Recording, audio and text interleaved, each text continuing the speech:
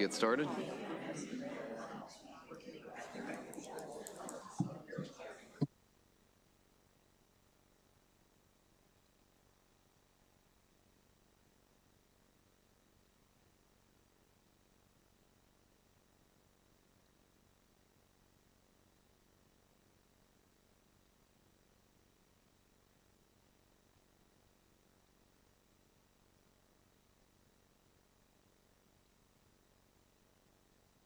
It's fine. It's Okay, time. all right. Let's. Way past time.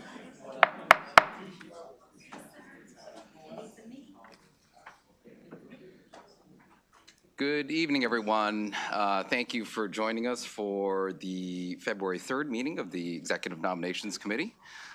We have a little over a dozen folks on the agenda for today. So I know some senators will be filtering in and out. There are a few district nights that are going on, but we certainly appreciate everyone's attendance here, and we should just go ahead and get started. So we'll start at the top of the list. We have nominee number 1 who's coming forward. This is Marie Grant for the Maryland Insurance Administration, and we have her senator from District 44 here to introduce her, Senator Sidnor. Thank you and good evening to everyone.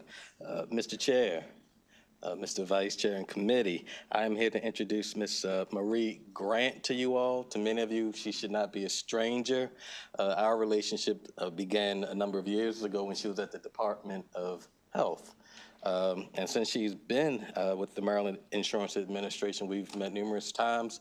Meetings that I myself didn't ask for, but she wanted to reach out just to kind of inform me as to the good things that are happening over at the Maryland Insurance Administration. On a personal note, our children go to high school together. And she's an all-around good and decent person, and the type of person that you would want dealing with the types of issues that we have at the Maryland Insurance Administration. With that, I give you Ms. Marie Grant.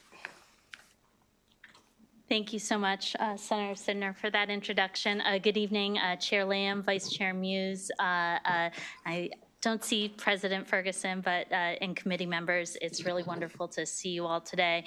My husband, Alan, is with me tonight, as well as my children here to support me, and just really grateful for all the support that they give me. My daughter might not want to stand up. So I'm really honored, really humbled to be nominated for this role by Governor Moore. I want to express my thanks to Secretary Edwards for her guidance throughout this process.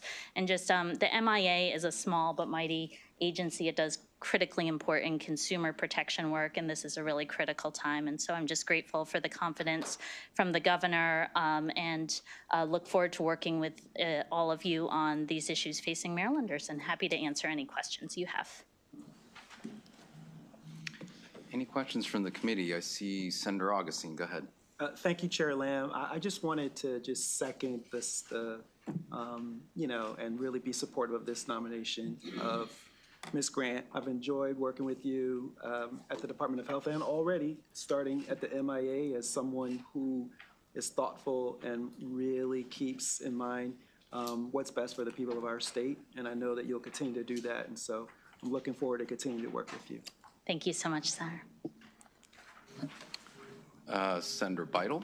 Thank you, Chair Lamb. I just want to congratulate the governor on his decision to appoint you as the commissioner. I think you're great to work with, and you're just going to do a great job, and I just wanted to second the nomination. Oh, thank you so much, Madam Chair. And Senator Roosevelt. Yeah, I just wanted to third and underline the point Senator Augustine made about working with us. I mean, there's some agencies that see the legislature as not partners. And my work with you at Health Department, and most recently in insurance, that we work together as partners and want to continue doing it. So I'm glad the governor nominated you. Thank you so much, Senator. Any further questions? All right, seeing none, thank you so much. We appreciate you being here. Thank you. This is another recommendation from my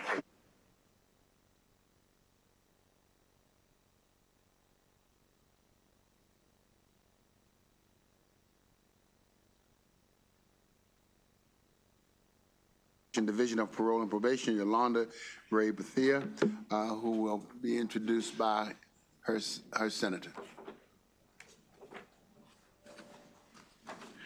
All right. Good evening, members of the committee.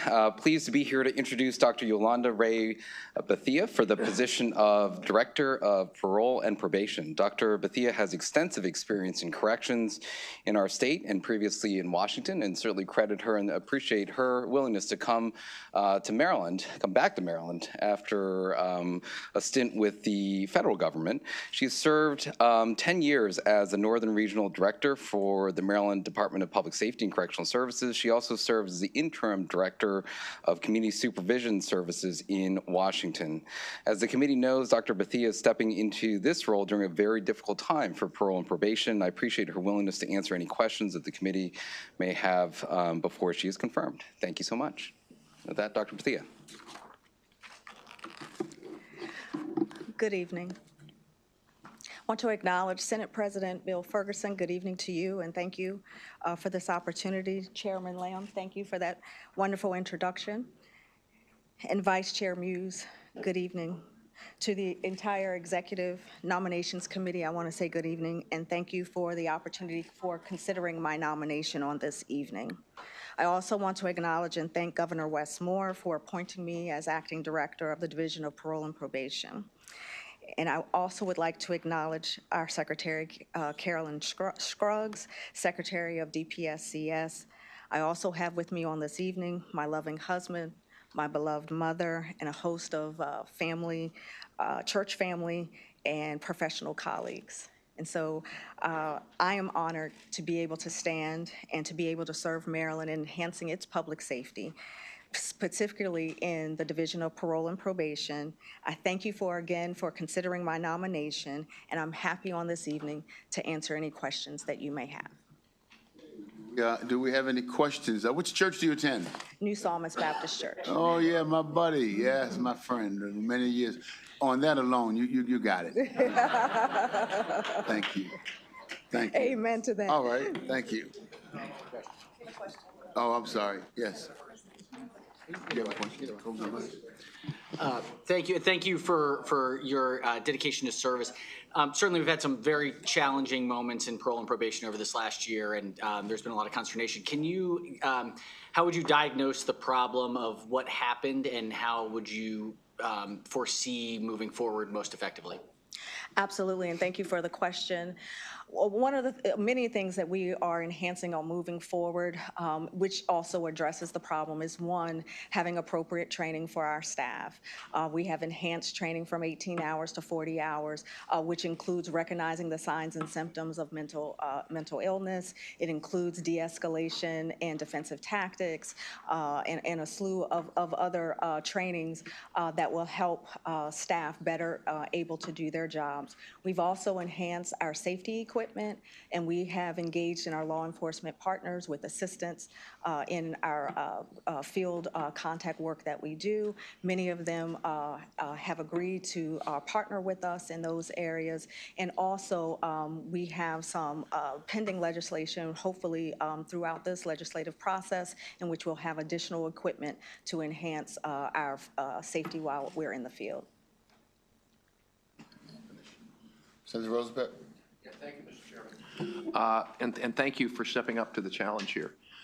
We did not have a chance to meet before this hearing, and I'm going to be supportive of your nomination, but I'd like to meet with you soon after. I'm on the budget subcommittee that handles parole and probation, and I've taken a good bit of interest in the agency, so I'd love to meet with you when we get a chance. Certainly. So thank you. Thank you, Mr. Okay, Senator Lamb. Thank you. Just one, I know we had a chance to meet earlier, so I really appreciate that. One follow-up question is that we've heard from the union, from AFSCME, that oftentimes, particularly after Officer Martinez's passing and death, that many of them would like to have better communication with departmental leadership. And we'd just like to hear your thoughts about how you can help improve that and make sure that those lines of communication are strengthened with our officers who are oftentimes on the front lines with parole and probation. Absolutely. So one of the things that I am committed on collaborating with our ASME partners. When I started, the very second day on the job, I met personally with the ASME president that represents DPP. I wanted her to know that it was important that I hear her voice and that we work together. And we have met on numerous occasions since that time. And I just started in just over 100 days in October. And so we've even met earlier today, this morning, and we'll be in meetings on tomorrow negotiating policies. So I agree. Many of our desires, many are in alignment with one another. So I am definitely committed to strengthening our partnership with ASME. Okay. Any others? Thank you so very much for coming. Thank you. All right, thank you. Next, we have the nominee number 3. This is for the state librarian. And we have Ms. Morgan Lair Miller coming up, who's a constituent of Senator Gallion, there you go, of District 35. And we'll have him introduce the nominee. Good evening, Mr. Chair, Mr. Vice Chair, Mr. President, committee members. For the record, Senator Jason Gallion, representing District 35, Cecil and Hartford counties. It's a pleasure to join you this evening to introduce my constituent, Morgan Miller, nominee to become the Maryland State Librarian, a position she has been serving in an interim capacity since June. I've been able to get to know Morgan in her position as Executive Director of Cecil County Public Library, where she has led the initiative to champion reading, build knowledge, and inspire curiosity. As you can see from Ms. Miller's resume, she has extensive library experience dating back to 2005 when she began her career as an adult services library associate in Cecil County. By 2006, Ms. Miller became the branch manager for the Cecilton branch and continued to elevate through the Cecil library system until she became the executive director in 2016 and now is up for nomination to become the state librarian. On a personal note, my wife and I have taken our 4 daughters to the Northeast Library in Cecil County numerous times, and Mrs. Miller's always been so great to show the girls around, include them in what's going on there, and representing Cecil County the past 7 years. She's been at a ton of events, taking a leadership role in the community, and she's just going to do a wonderful job in this position. So I strongly endorse her, and I'm glad to introduce you. Thank you. Thank you very much, Senator Gallion. Thank you, Senate President Ferguson, and for your time to meet with you the other day. Chair Lamb and Vice Chair Muse, as well as everyone on the committee. I tried to get around to see you today. This all moved rather quickly, and I'm sorry if I didn't. If we don't get to, I'd love to come back and visit with you. I also certainly want to thank the governor for his belief in me in this position, but especially want to thank him for his long-standing support of libraries and how he sees the value across communities throughout Maryland that public libraries play. With me here today, I have the chair of the Maryland State Library Board, Kristen Peronis, one of our staff members, Tim Pratt, a local colleague, Skip Auld, who's the director of the Anne Arundel County Public Library System, as well as Christine Feldman, as well as some friends and colleagues from the governor's office. And with that, I'll just say, as Senator Gallion said, I've worked in Maryland's libraries. I'm very much a product of them, working to strengthen and advance them over the past 20 years, and I'm just thrilled to be able to do so and lead them here at the state level. So happy to answer any questions you might have. Senator Hershey. Thank you very much, Chair Lamb. I would just like to second the nomination of Morgan as well, too, as a representative of Cecil County. We've been able to work together for a number of years, and want to mention that that library that Senator Gallion went to is brand new, 43,000 square foot that you led the efforts to build and to replace a very aging system that we didn't have for a long period of time. And so just want to second that. She's done a tremendous job in Cecil County and expect her to do the same in the state of Maryland. Thank you so much, Senator Hershey. Any other questions? If not, I have one brief question for you. Sure. Obviously, we have some representatives from the local library systems in each of our counties, but maybe you could just illuminate for us on the committee how the state library system interfaces with the local library system, because each jurisdiction generally has their own library as well. Absolutely, and that's something of a mystery too, I think, to everyone as we work to build this agency. So the Maryland State Library Agency really had several areas. One, working with all of the 24 county public library systems to distribute state per capita aid. The majority of Maryland's public library systems receive about 75% of their funding from local revenues, but most of the rest of that comes from the state. So we work with them to administer that aid. We also run the County Library Capital Grant Program. As Senator Hershey said, I had a wonderful opportunity to build a library, but a big part of getting to do that was through the State Capital Grant Program. So that's something that we also work to do. We have our budget hearings coming up on that in a couple of weeks. We also use federal funding, Senator Lamb, to distribute competitive grants throughout the state for innovation in every county on projects from digital equity to early childhood literacy, AI, and so working with them on that level. And of course, things like our library for the blind and print disabled, as well as the Deaf Culture Digital Library. We scale and deploy those services to all of the county library systems throughout Maryland, in addition to just providing policy oversight and those sorts of things. But I would say you're right, at the end of the day, there's nothing more local than your local public library. Great, thank you. That's helpful illumination for the Yes. work that the state library does. Any other questions for this nominee? Seeing none, thank you so much. Thank you. All right, we will go on to nominee number 4. This is Ms. Margaret Marie Chippendale. She is a constituent of District 6, Senator Sailing.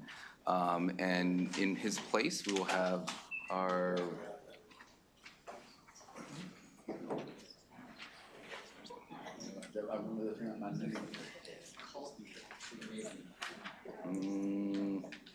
are you? Senator Jackson will be introducing this nominee. I could stand in. I know Ms. Chippendale from my service when I worked under. Good afternoon, Mr. Chairman, members of the Executive Nomination Committee. Senator Michael Jackson, District 27, on behalf of Senator Johnny Salling from District 6. I'm standing in because I know Ms. Chippendale when I had the pleasure, when I retired as Sheriff of Prince George's, I worked for Governor O'Malley in Leadership Development for Public Safety, and that's where I met Ms. Chippendale. She has an impeccable record in the realm of public safety across our state. She would be a tremendous asset to the Training Commission, and I will turn it over to her.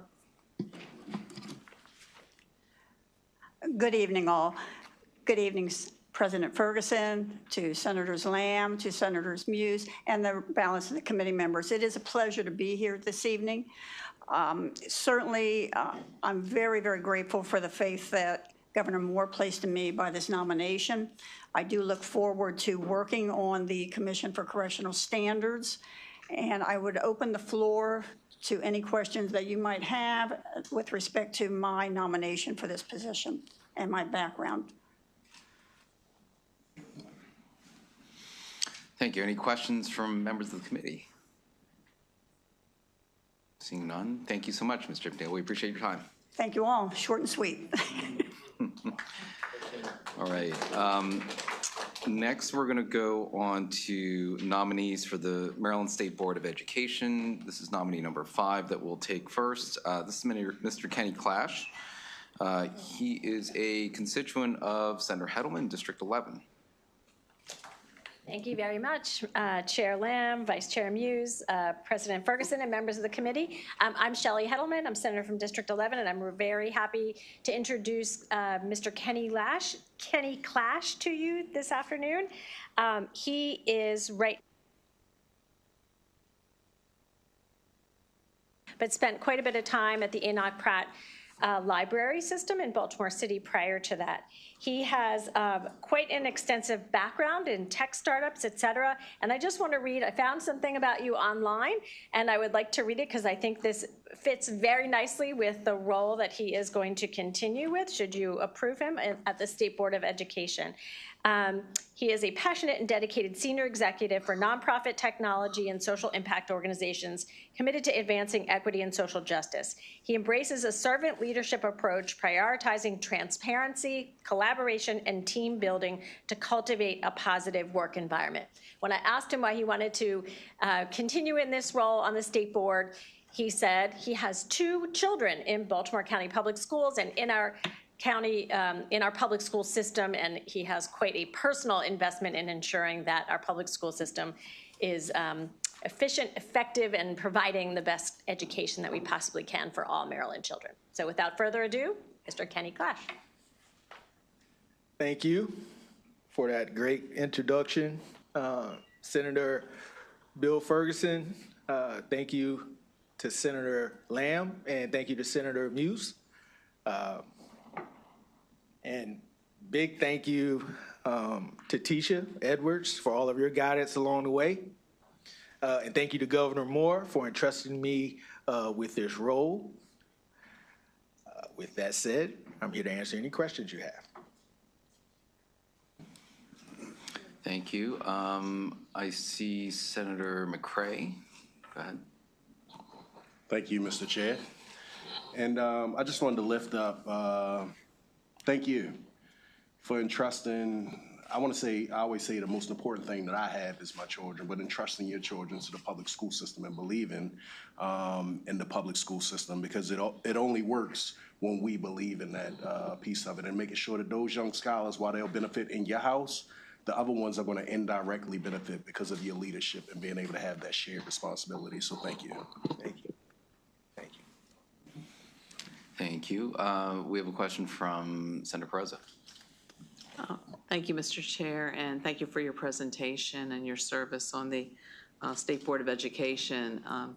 My question is, we're year 3 into implementation of the Blueprint Education Plan, and we're having, in our committee last week, we heard from members of the Maryland State Board of Education, from the Accountability and Implementation Board, as well as local school superintendents, where I continue to encourage us to hear from those on the front lines on actual implementation and to hear their recommendations. So I wanted to ask you if you had the opportunity to look at any of those recommendations that have come directly from the front lines, from the superintendents, and how you view the relationship between your board, AIB, and the local superintendents. Well, thank you for that question, first of all. I'm not sure how to answer that other than to say that I would do my best to get informed on that. How many questions did you ask? Do you want to know the relationship? No, it's mainly with that, it's right now we're at a pivotal point. Right. And the relationships between MSDE and AIB. I can speak to that. Which I think are improving, but there's been tension in the past. And then also, I'm very interested in making sure that we, at the state level, are listening to those on the front lines, those local school superintendents who are coming forward with, I think, very thoughtful recommendations on how the blueprint can be moved forward. Right. No, I appreciate you clarifying that. We just had our board meeting, a joint session with AIB last week, and we were certainly aligned on many things. I feel like you said, to your credit, there are differences, but we are aligned overall on the pillars that guide the blueprint. And we just announced last week that we are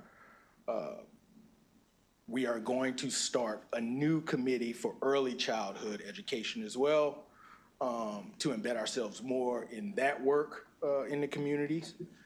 So yeah, I would say that I think we have a great working relationship, and I look forward to lending my expertise in fiscal oversight and accountability to the blueprint to see this through.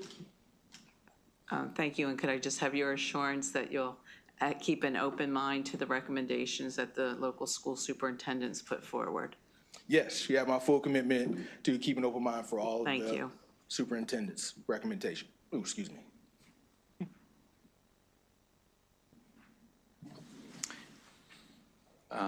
President Ferguson. Thank you. First and foremost, thank you for your willingness to serve. I know it's, the highly compensated position of State Board of Education, that does not compensate. It is a lot of time, it's a lot of energy, it's a lot of effort. And so thank you for your willingness to put yourself out there to take on this role. And this is a question for you, but also for the other, all three. So if they want to weave it in, it's just the governor has introduced a blueprint bill to make some adjustments to the formula. What is your stance on that legislation? And do you think it is the appropriate approach this year? Yes, I think it's the appropriate approach. There's no right answer. We're all trying to navigate hard times right now. And I'm in full support of the adjustments that are being made. Thank you. Any further questions for this appointee? Seeing none, thank you so much. Thank you. Next, we'll move on to the next appointee for the Maryland State Board of Education. This is Dr. Kimberly Ann Lewis. I will go ahead and introduce Dr. Lewis.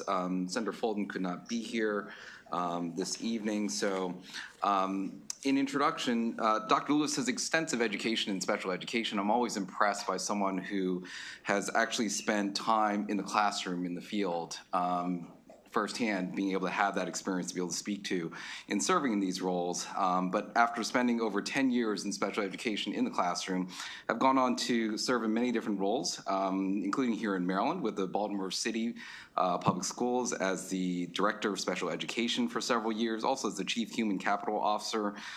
Then went on to serve in the Maryland State Department of Education as a Program Manager and Section Chief overseeing grants at the State Department of Education, and also helping design the Special Education's Standard Operating Procedure Manual that's used by so many throughout the state. Extensive experience in special ed, not only here in Maryland and in Montgomery County, but also other states as well, in Virginia, Louisiana, Oklahoma, New York, and so many others. And so really brings a tremendous depth of experience when it comes to special education to the State Department of Education Board, and really pleased to be able to pass along to you to further share your background with the committee. Thank you. Thank you, Chair Lamb, for your kind comments. Vice Chair Muse, President Ferguson, lovely to see you. And committee members, I'm honored to stand before you to be confirmed for the Maryland State Board of Education. I'd like to give a special thank you to Governor Moore and to Secretary Edwards for their faith and nomination. As a parent and grandparent of Maryland Public School graduates and students, I am committed to providing a world-class education for all the children of Maryland. I'm proud to be a lifelong learner, and I promise I'll do my homework and be deliberative of the decisions of the board. I look forward to serving the students, families, schools, and citizens of Maryland, and I welcome your questions. Questions for Dr. Lewis? We'll start with Senator Reedy. Thank you, Mr. Chairman. Dr. Lewis, thank you. Thank you for the willingness to serve. Just kind of partnering on some of the questions that Senator Carrozza asked. One of the challenges that a lot of us are seeing in our jurisdictions is that the blueprint is very inflexible. And at times, the AIB board is even less flexible than the law, even though there's some flexibility built in. And you're going to be on the State Board of Education. Can you talk a little bit about what you see as the ability of the state board to be able to work with jurisdictions so that this, to try to diminish the sort of one-size-fits-all part of Kerwin so we can give a little more flexibility? Obviously, we have to follow the law, and there may be some changes to the law. But could you talk a little bit about that and what's your vision for how the board can work with local jurisdictions in that way? Transparency, collaboration. I have read the comments from the superintendents as well, their letter and their 30 issues. I think we have to approach it in an honest and deliberative manner. We had a very good joint meeting with the AIB. Communication was open and flowing, And I feel as if we're headed on the right path, the right trajectory to make the changes we need to make to move forward and to be successful for our students.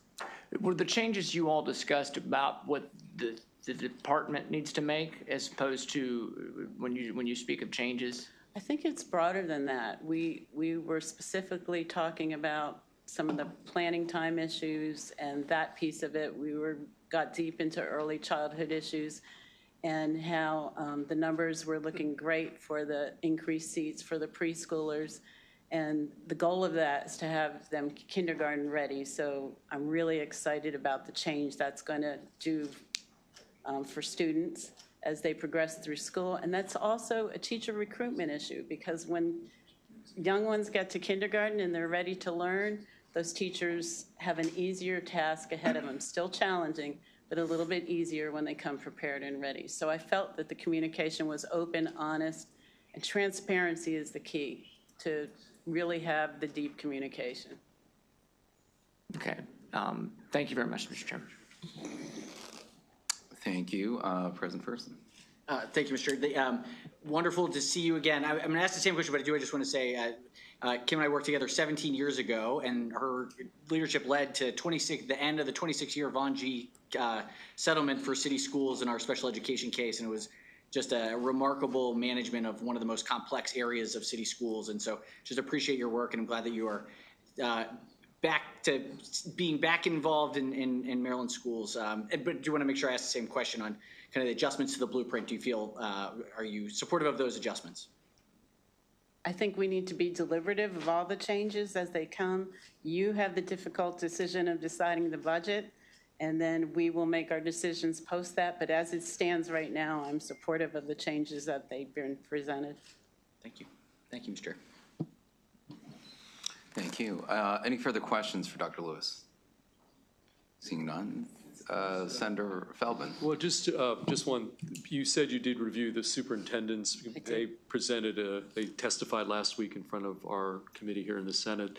I mean, were there any things that you saw in their recommendations that you thought had merit? Since you did indicate, I know it was voluminous. I mean, when you did do a review, does anything leap out from where you sat at that time as to?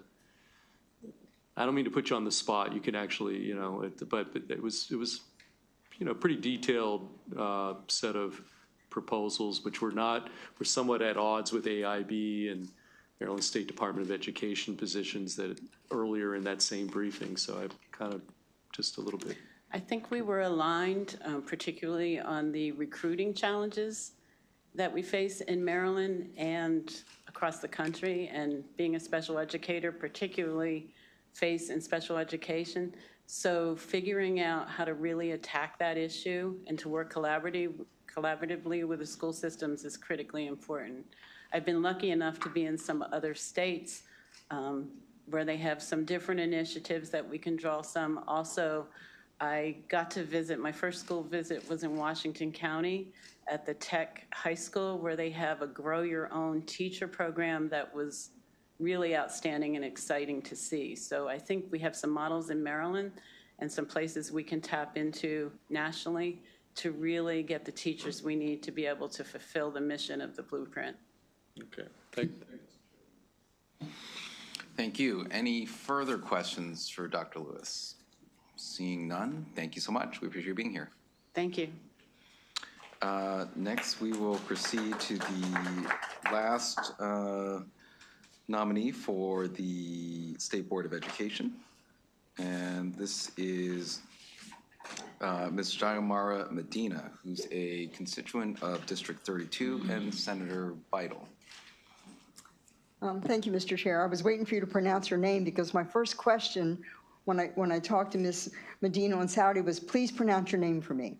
So she tells me phonetically it's Xiomara Medina. So did I do that right? That's perfect. Thank you. Thank you. Ms. Medina comes with a really strong resume. She's been an educator and a counselor and is currently the Associate Director of Clinical Training and Field Placement at Bowie State. I think it's really important that these boards bring people from different backgrounds. And I think the thing that Ms. Medina brings is that she's been a school psychologist, and she includes school psychologists in her clinical work that she's doing now at Bowie State. She has a son in a public charter school, which brings a different perspective also, and I think she's going to be a really terrific school board member. She did ask me, are they going to ask me any tough questions? And I said, no, they're just going to let you say a few words, so please be gentle. Thank you. Thanks for having my back, Senator Bidle. She did promise me. So, thank you all so much. Thank you, Senator Bidle, for that wonderful introduction. I am a school counselor. A shout out to School Sykes, but I am a school counselor by training. Greetings to Chair Lamb, Vice Chair Muse, and Senate President Ferguson, and committee members. I'd like to thank the world of technology for allowing my 12-year-old son Xavier to be joining us live stream, as well as my sister all the way in Tucson, Arizona, with all of my nieces who are so excited to support me. I am deeply honored to appear before you and just want to express my gratitude to Governor Wes Moore for this nomination, as well as to Secretary Edwards for all of her guidance along this journey. I have absolutely reached out and needed her words of wisdom along the way. And it's especially meaningful for me to appear here above in front of you all today as we are marking the beginning of National School Counseling Week. So shout out to all of our school counselors across this great state and all of the work that they're doing.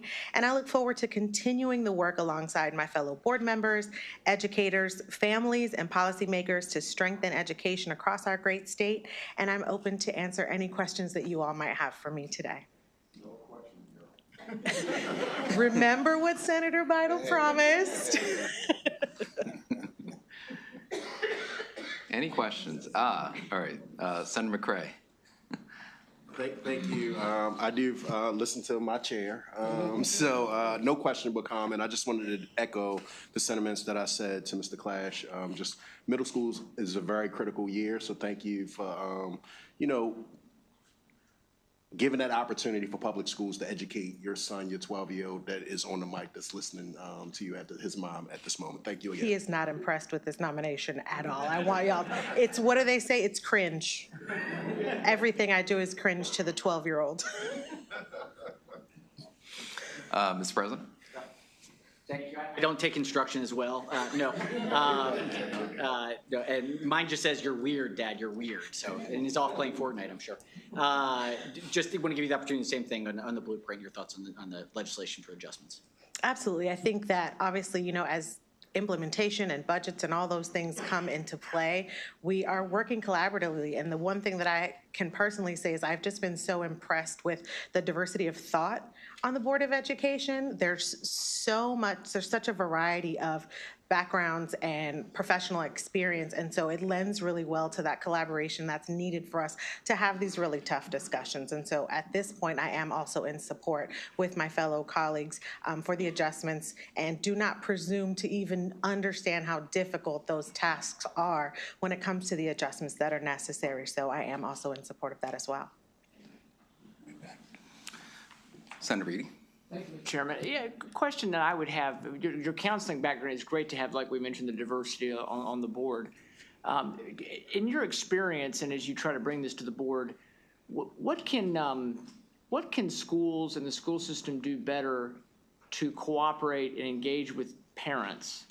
And what can parents do better in cooperating, engaging with the school system, in your opinion? And that's a broad topic, but just Absolutely. Your thoughts.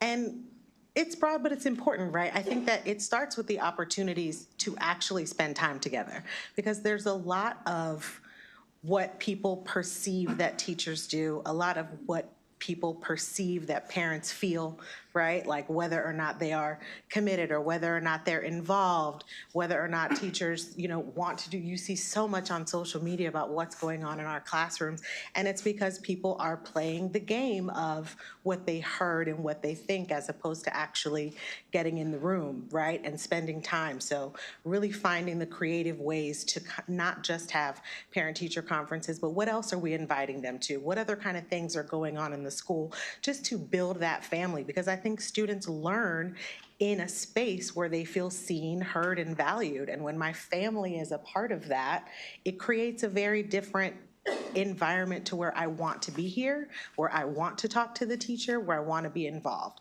So I think there just needs to be a little bit more opportunity to actually fellowship together and engage in conversation that goes beyond just policies or homework assignments or grades, like just how are you, how's your day, what's going on in the neighborhood. Just more opportunities for those conversations, I think, are the start, because it's just about rebuilding a relationship that really has been damaged over the years. And thank you for that. It's good. That's good insight. And then I would say the other question, just as a final follow-up, would be what can the MSD board, the State Board of Education, do to better be accessible for parents and stakeholders to come? Because we get a lot of frustration whenever there's an issue before your board. You're new to it, but absolutely. Where, you know, in fact, I'm not even sure there's a public email address for board members. And so there's frustration that it's just sort of you submit comments and it's just into the ether. So what do you think, in your opinion, could the board do better, or is there some things you could see trying to improve and inspire more openness and opportunity for the state board to hear? Local boards obviously very important, and that's where people should probably spend a lot of their time engaging, but at the state board level, could you just give some comments on that? Absolutely, and I accept and appreciate that challenge, because that really is a job that we need to take on to make sure that parents, families, and other stakeholders understand all of the processes that are available to them in advocating for their students and for the community. Like you said, a lot of people do not know what we are, what we do, and how they can access us. So I think it starts with the school visits. It also starts with people having the access and understanding that all of our meetings are live streamed, are recorded. You can see what we're doing. We are all about transparency. That was the first thing the first message that was clearly instilled in me that I have absolutely seen throughout the few months that I have been participating on the board. So now it's just about getting that message across to our stakeholders, because I do believe we are practicing that transparency on a regular basis.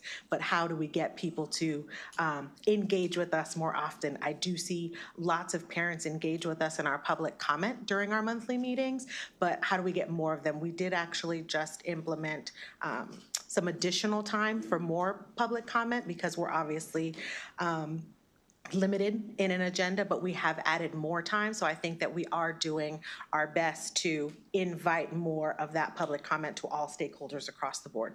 Okay, thank you very much. Good. Thank you. Any further questions? Seeing none, thank you, Ms. Medina. We appreciate you being here. Thank you all. Next, we will move on to nominee number 8. This is for the State Board of Elections, and we have Ms. Victoria Jackson Stanley, and she is a constituent of District 37 of Senator Mounts. Senator Mounts could not be here this evening because of the District 37 District Night. So I'll go ahead and introduce Ms. Jackson Stanley, and this is a letter that Senator Mounts had provided to the committee. Mrs. Jackson Stanley is a personal friend and former colleague during her longtime service as the mayor of Cambridge, Maryland. In addition to her deep ties throughout the community, Ms. Jackson Stanley has served on several other official and non-official boards and committees. She carries the highest quality of personal integrity and is acutely aware of the elections process. I'm happy to recommend Mrs. Jackson Stanley for confirmation. This is from Senator Mounts. And with that, you may proceed. Thank you. Good afternoon, everyone. I want to thank and acknowledge Senator President Ferguson, committee chairs Lamb and co-chair Muse, members of the committee. Thank you for the opportunity to speak before you today. Very special thanks to Governor Wes Moore for entrusting in me the opportunity to serve on the Maryland State Board of Elections. It's an awesome committee, an important committee, and I don't take my nomination lightly. I want to thank my friend Senator Mouse for at least sending a letter to introduce me. I've been told that I've been vetted, so I don't have to go into my very long history and resume of what I've done. But just to say briefly, I've been involved with some form of election for about 55 years. before I could vote, I was driving people to the polls. So the election process is very important in my life. My father was a civil rights leader, and he instilled in me the fact that in order to be equal, there must be equal justice, and equal justice in this country is through elections. I was mayor for just 12 years, which is a very long time for those who have been elected. You know how long that can be. But I take this very seriously. Was thrown into deep water when I was put on this, or on the recess period, on this particular committee, because it was a presidential election year, and we all know how turbulent that can be. Though I was new to the committee, I'm not new to the idea of controversy and getting the job done. As Senator Mounts indicated, I've been involved for many years working with him when he was a delegate. That's how far back we go. And I appreciate this opportunity to stand before you to present myself, asking for your confirmation for this nomination, and to welcome any questions you may have at this time. Why did I know it was going to be the senator from my shore? I knew. Before we get to Senator Croza, I do have a question, and this is a question that we've been asking prior nominees for the State Board of Elections as well. And it's not to impugn on you or anyone else, but can you confirm that you had no involvement or participation in the January 6th attack on the Capitol in 2021? I understand the reasoning behind that question, and I can confirm that I had nothing to do, no knowledge of the January 6th debacle, if I may use that word. As a matter of fact, I was on my way to a funeral. One of my cousins was brutally murdered in Baltimore City. And as I'm driving to the wake, I see on television, or actually the phone, all the drama that was going down. So I was absolutely had no knowledge of, no participation in, and I'll just stand with that answer, sir. Great, thank you. Senator Croza. Thank you, Mr. Chair, and I guess once the mayor, always a mayor, so Madam Mayor, welcome. Wanted to ask you specifically, given your leadership at the local level and your understanding that when we are considering various pieces of legislation in Annapolis, dealing with elections, oftentimes I'll go and check locally just to say, is this even doable? Is it workable? I mean, how's it going to play out at the local level? I just wanted to hear more about, you know, your, how you would approach that, and, you know, making sure that the feedback, again, is coming from the local level when we're talking about statewide election law. If I understand your question, you're asking me, do I have an understanding of how the laws impact local people, and how do I get information as it relates to them? And the relationship you would have with the local Board of Elections to make sure you have that frontline information. As it relates to the local Board of Elections, well, for Dorchester County, and I just can speak to that right now, I have not expanded to the rest of the state. I have a good relationship, open communication, if you will, with members of the Board of Elections in Dorchester County, as I said. Matter of fact, the chairperson for Dorchester County and I were colleagues at one point, so we have no problem picking up the phone and saying, hey, Vicki, how does this relate to us, and vice versa. It's open communication, Senator. If I have a question, I don't have a problem speaking up and asking, tell me how this impacts you directly. And because I'm local, as Senator Barbara Mikulski, a social worker and a colleague, not colleague, mentor of mine, would say, politics is all local. You know, I go in the market and I get the information from people on the street. I'm not above answering a question. I'm not above asking the senators or people who are empowered, help me understand this process so I can take it back to my people, and then they can move forward with what we need to do at the State Board of Elections, or even the guy on the street. Thank you. Any further questions? All right, seeing none, thank you so much. We appreciate you being here. One more. I know she told me not to add anything, but I travel alone, but I walk with God, so I'm not by myself. Okay? I should have said that first. Thank you so much. Thank you. God bless you. Thank you. I see we have two senators that are waiting very patiently here, so why don't we take Senator Jackson first? This is the Property Tax Assessment Appeal Board, nominee number 7, Ms. Katrina J. Wiggins. Oh, sorry. Thank you, Mr. Chairman. Number 12. Katrina J. Wiggins. Thank you, Mr. Chairman, members of the Executive Nominations Committee. For the record, Senator Michael Jackson, District 27. On behalf of the appointment to the Property Tax Assessment Appeals Board, Ms. Katrina J. Wiggins. Ms. Wiggins comes to us with over 30 years of extensive leadership experience, incorporating what's number 1, customer service, as well as personnel, finance, business, and fiscal acumen. She spent 9 years with DC Water and Sewer Authority, starting out as a Director of Human Resources and ascending to the Chief of Staff position, Director of Human Resource Management for WMATA, as well as Director of Human Resources for American Red Cross. With that, I am honored to present to you for your confirmation, Ms. Wiggins. Thank you, Senator Jackson. And I'd like to acknowledge Mr. Ferguson, Mr. Lamb, and Mr. Muse, and the rest of the committee. I want to thank Governor Moore for his confidence in putting me in and accounting in this position for your confirmation.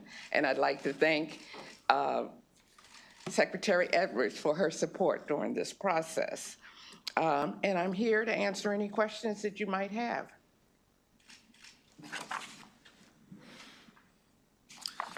Any questions for Ms. Wiggins? Senator Reedy. Thank you, Mr. Chairman, and thank you so much for the time we were able to spend talking about some of the issues and concerns that we have. A lot of the concerns the constituents have raised with me and some of my colleagues have been about SDAT and sky-high assessments, and we talked a little bit about that. Obviously, you're part of the appeals process. Yes. There was something brought to my attention. I just want to give you a chance to comment on it. The PTAB website has been down and under maintenance since it looks like January 15th. And I know that's not the only way people will access the ability to appeal, but if someone's looking, so could you comment on what your understanding is, why that is, and how we can get that and other things up and running? Yes. We're working on it right now. The PTAB website was being hosted by the library in Hagerstown, where the central office was previously located. And so now that the library isn't hosting it, we're bringing it under the umbrella of Do It, and that's why it's down for the meantime. If folks are looking for ways to appeal, and I promise you, as you know, they are looking for ways to appeal, what do they do? What should they do? While the website is down, or while the website generally? is down? Most people know how to do it, but I think they're going back. The first step would be to go to SDAT in the first place, and then SDAT will... They'll have a link to the yes, appeal? Yes, Okay. That's where it all starts. Thank you very much. Mm-hmm. Any further questions? Hi. Seeing none, thank you so much. We appreciate you being here. Okay. Thank you. Thank you. Next, we'll go to Senator Watson. This is nominee number 9 for the State Ethics Commission, Ms. Karen Denise Morgan.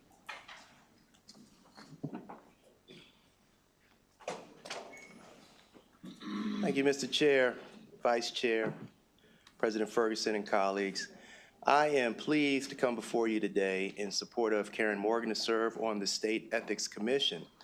She brings a wealth of skills due to her history in the Maryland Department of Legislative Services, most notably as an analyst specializing in the areas of ethics, criminal law, consumer protections, corporate, and real estate.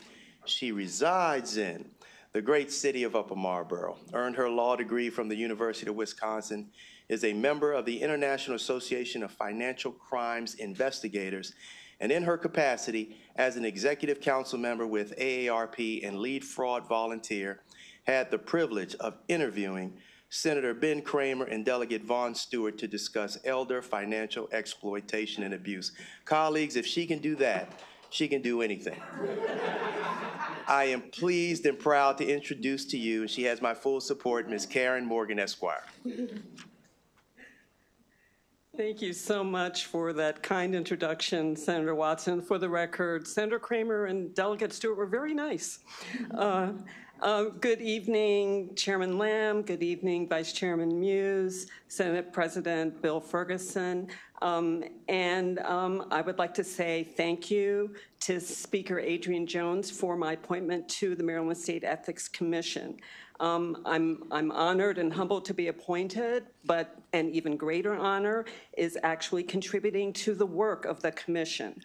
There's an old Dutch proverb that says, trust arrives on foot and leaves on horseback.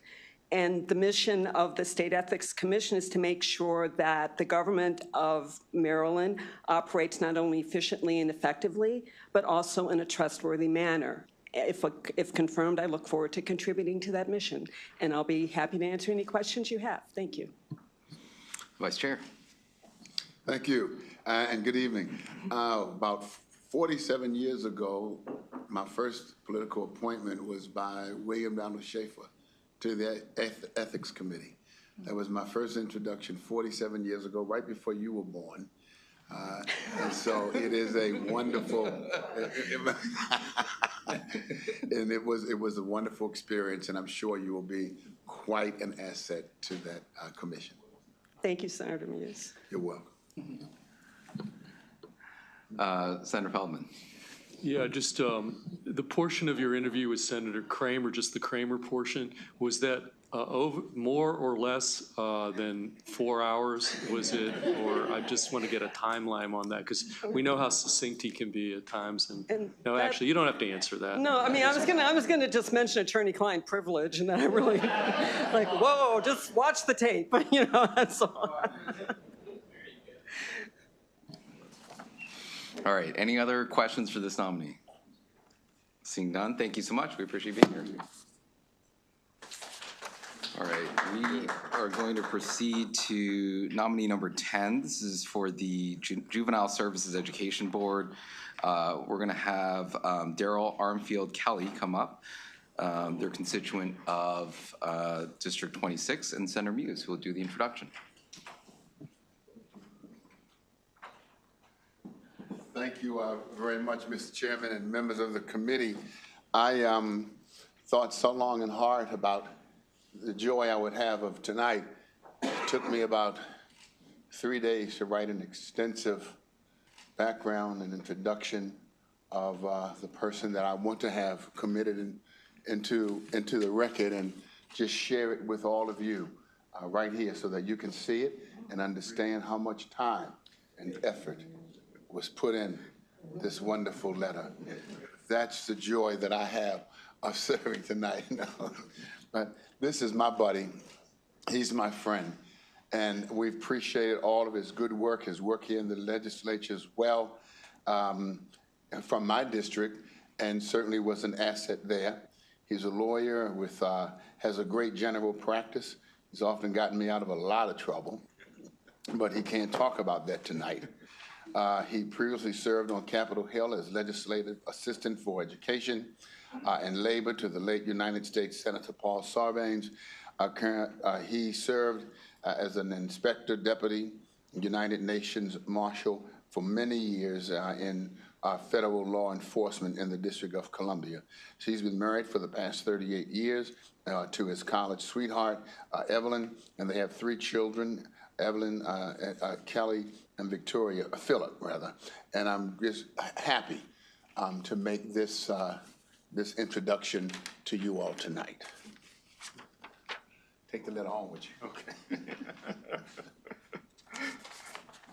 I want to thank Chairman Lamb and my senator, Senator Muse, Vice Chair, and Senate President. Thank you so much, and distinguished members of this committee, and some of my friends also. I really appreciate it. I want to thank your staff for all the hard work that they've done, and I want to thank and express thanks to Governor Moore for nominating me to this board, the Juvenile Services Education Panel Board. And I've been able to serve on this board for since last June, and been able to communicate with Secretary Giraldi and with other board members for the benefit of the students served by the Department of Juvenile Services. And I've also visited at least one of our centers, Sheltingham, and have had an opportunity to speak with the students, the staff, the administrators, and teachers, and it was a very valuable experience for me to work, to meet with them as I work with the board. When I worked for Senator Sarbanes as his education legislative assistant, and when he would visit the different schools throughout the state of Maryland, he would often say to the students that education is key to one's success.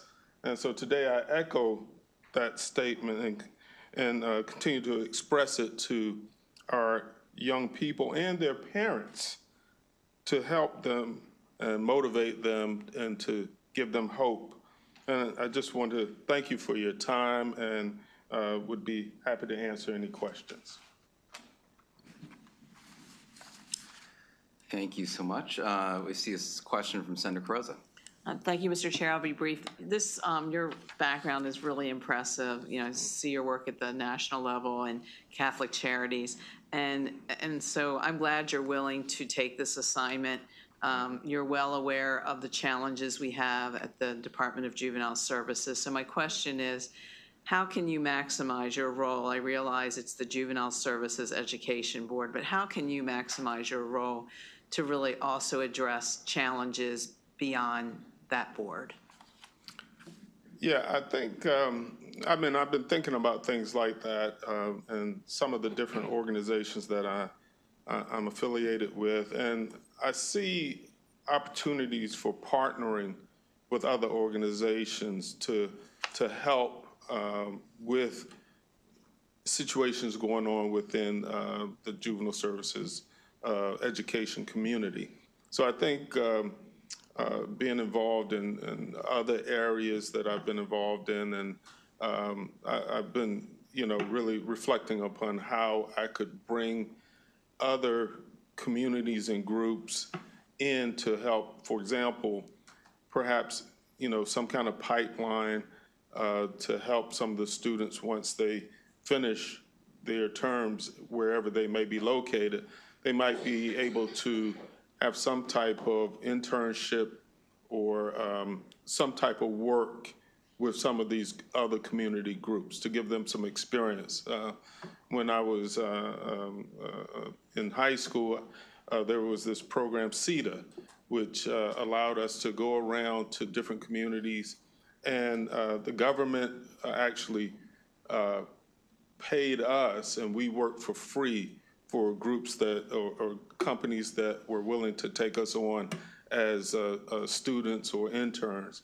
The particular business didn't have to pay us, but there was a government fund that allowed that, and so it was invaluable for me as I grew up in my community in Norfolk, where Sydney attended school, one of your staff members. So, but so I do see some opportunities there. So, thank you. Okay. And my sister-in-law Dolores sends her greetings to all of you. So. Mr. President. I'm sorry, I was trying to ask to double check. I thought there was a relation, but wasn't positive. But I'm sure that you know that this is her brainchild, yes. The Juvenile Services Board. She spent so much unbelievable time trying to get this thing moving, and it's just like one of her legacies, I think, was this making sure that when you know, getting services to kids so that we can help make sure that they can be successful down the line. And yes, so, yes. Next time she's here, please tell her I say hello, and I realize I got to get lunch with her soon. I will do that. All right, any further questions for Mr. Kelly? Seeing none, thank you so much. We appreciate being here. Thank you. Thank you. Thank you. Okay. Next, we are going to go to nominee number 11. This is the Maryland-Ireland Trade Commission, and Ms. Rebecca Bellinger, who is a resident of the District of Columbia, and so there is no senator who can do who you're a constituent of. So I will go ahead and do the introduction of Ms. Bellinger. She has extensive experience in international trade with over 10 years of experience serving in the School of Business at the University of Maryland College Park, including as Executive Director for the Center of Global Business and the Director of the Office of Global Initiatives, where she launched a global consulting program and also developed partnerships in international business ecosystems to support trade in our state, and has other prior experience in academic work as well in international trade, having previously served as the University Director of International Programs and Services at Pace University and also the Director of International Program Development at American University. And so a wealth of experience to hopefully bring to the Maryland-Ireland Trade Commission. With that, Ms. Bellinger. Thank you so much for your kind introduction. Good evening, everyone. Chairman Lamb, Vice Chairman Muse, Senate President Ferguson, all members of the committee. I am delighted to be here with you this evening and to have you consider my nomination. Despite not being a resident of the state of Maryland, I've spent and dedicated 11 years of my professional life to enhancing trade in the state of Maryland from my position at the university. Go Terps. And I, just to add to what you mentioned, I've been a member of the District Export Council here in the state of Maryland as well. So I hope you won't take my residency or hold that against me. I'd also like to thank Brian Castleberry of the Maryland Department of Commerce for recommending me for this position, and certainly for, I'd like to thank Governor Moore for his appointment to the Maryland-Ireland Trade Commission.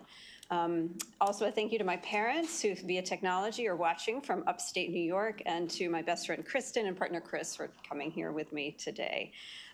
Taking on this role is pretty important to me, and it would allow me to continue my work growing the state's economic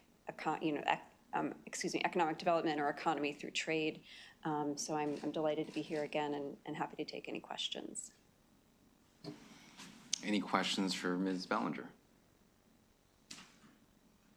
Seeing none, thank you so much. Very appropriate green for the Maryland-Ireland Trade Commission. Thanks for noticing. And we have one final nominee. This is nominee number 13. And this is for the State Commission of Real Estate Appraisers, Appraisal Management Companies, and Home Inspectors. We have Ms. Neka Namdi coming up, who's a constituent of District 40, and Senator Hayes. Thank you. Thank you, Mr. Chair, Mr. Vice Chair, Mr. Senate President, Senator Antonio Hayes. For the record, we saved one of the best for last. Over the last couple of years, colleagues, I've been very critical of this board, as we know that our homes are probably one of the most important assets that we possess as Americans. This commission is charged with adjudicating claims of whereas their appraisals aren't correct. But Nika, who I've known since my school days, our school days at the Baltimore Polytechnic Institute, is a champion in the community. She works with two organizations, Senator Ferguson and Senator McCray, Fight Blight Baltimore, as well as the SOS Fund, where they're in the community letting people know the wonderful things that we have considered here in the legislature to help mitigate displacement in their communities. And so I hope that I know that she will carry some of those skills of community outreach and some of the lessons learned to this board. And so I am with great honor introduce you to Ms. Neka Namdi, constituent of District 40. Thank you to Senator Hayes, to Governor Moore, and to the Executive Nominations Committee for this opportunity to serve the State Commission of Real Estate Appraisers, Appraisal Management Companies, and Home Inspectors. It is an opportunity to leverage my experience as a homeowner and as the Executive Director of the SOS Fund, or Stop Oppressive Seizures Fund, and founder of Fight Blight Be More, to ensure that Marylanders are receiving fair and equitable appraisals and home inspections. I'm happy to take any questions that you all might have.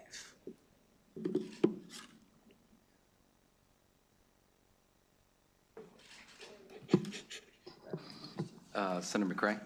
Thank you, Mr. Chair. Since my guy called out my name, I just want to say I'm very well aware of your work and just wanted to say thank you for your leadership. Thank you.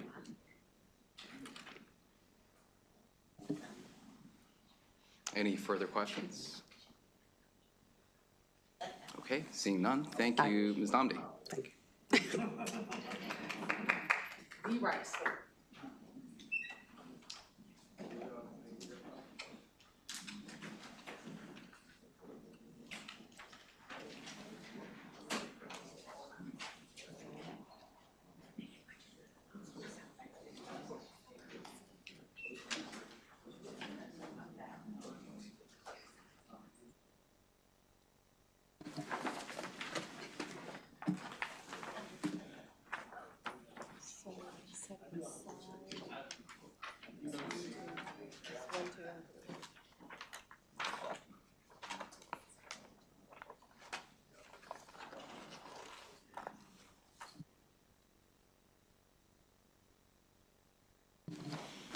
All right. That concludes all the nominees that we have for today. We'll entertain a motion from the Vice Chair. I want to make a motion that under the statewide nominees, that S1, S2, and S3 be held for a later time. And everyone else to move forward. Oh, say it again. Move everyone else in the affirmative. Oh, yeah, everyone else in the affirmative, yes. Everyone else in the affirmative, just withhold those 3 names. Second. Senator Hershey. Question on S1, S2, and S3, you said held to a further time. Can we request that they come before the committee, please? Yeah, that's what we're going to do. Okay, great. Thank you very much. We have motion. do we have a second? To a motion, yes. Okay, we have a second as well. All those in favor in moving forward with all the nominees except S1, 2, and 3, say aye. Aye. Any opposed? All right. Thank you so much. We're adjourned. What's, as far as next Monday, I mean, do you have a sense of whether, are we meeting or not, or you don't know yet? We are? Yeah, we should plan to meet next Monday. Okay, thank you. Thank you so much. We're adjourned.